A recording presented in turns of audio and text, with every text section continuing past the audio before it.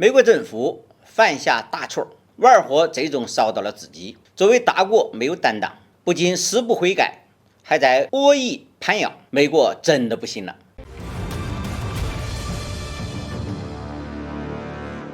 各位网友，大家好，欢迎来到评估，我是易评估。我们今天要聊的话题是佩洛西服软不寻常，拜登还在辩解，酿成大错却要反咬一口。佩洛西访台闹剧带来的恶劣影响还在蔓延。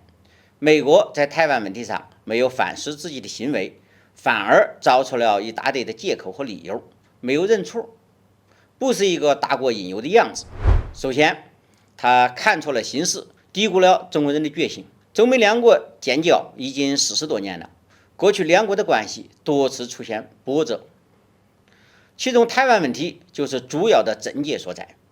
对于中国来说，主权和领土完整是我们的底线，绝对不容任何人践踏。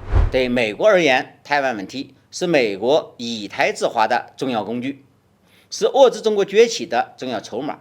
美国高估了自己管控风险的能力。佩洛西窜台带来了极其严重的影响，中国的反应也让美国大感震惊。我们保持了理智，没有动用武力，但是进行了大规模的环岛实弹演习，将所谓的台海中线、台岛领海、台岛领空撕成了碎片。解放军对台湾本岛的管控能力大大增强。其次，佩洛西回到美国之后，还是避重就轻，满嘴的胡说。佩洛西在访美之后的首次受访中，一改之前的口径，承认一个中国的原则，还赞扬中国是一个强大的民主国家，是世界上最自由的国家之一。而后他就开始疯狂的晒锅，首先晒锅给拜登，说这次出访是奉行政府的印太战略，振兴了拜登的支持。接着又晒锅给了两党，表示这次出访得到了两党绝大部分议员的支持。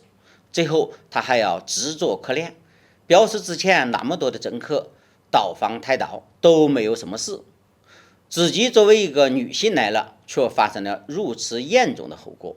话里话外的意思是，中国是在欺负女性，是在欺负她了。然而佩洛西再怎么晒锅，也摆脱不了他是这次台海恶性事件导火索的事实。他之所以说出那么多的荒唐话来，是因为他的窜访的确造成了极其严重的政治事件，而且他本人及其直系亲属都受到了中国的严厉制裁，他不得不为自己开脱。当然，佩洛西身后的美国政府也是有着不可推卸的责任。最后，眼看自己的阴谋败露，美国又要狗急跳墙，塞锅推责，倒打一耙。美国当局不但不反省自己的错误，反而一意孤行，各种造谣，塞锅推责，把错误强加给中国，指责中方过度反应，要求中方不要做一些破坏地区稳定的危险军事动作，这简直是荒唐。自己做错了事，却要倒打一耙。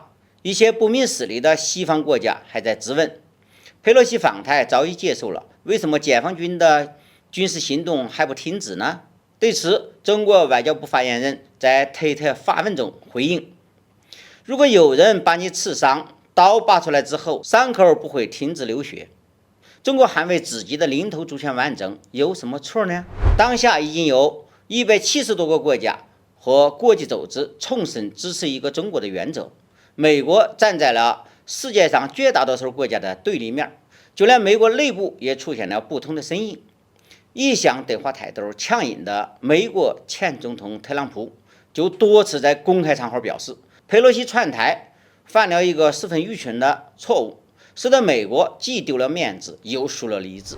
中国已经不相信美国了，对于美国政府做出的承诺，我们都要好好的掂量掂量，到底有多少的可信度。亚洲各国不信美国了。拜登访问中东无人呼应，美国外长来到东盟会上捣乱，结果10个东盟国家坚持一个中国。美国要求韩国选边站，结果佩洛西访韩，韩国总统尹锡悦以休假为由避而不见。随后韩国外长却到中国来访问。世界各国都不相信美国了，美国拉拢美洲地区却被狠狠打脸。美国国务卿布林肯前往非洲游说，却被南非外长当面暗讽。现在有越来越多的国家反对美国的霸权，只要我们的拳头足够硬，捍卫国家领土主权完整的决心足够坚定，我们就能打退一切的魑魅魍魉。好，今天的话题就聊到这里，谢谢收看，我们下期再见。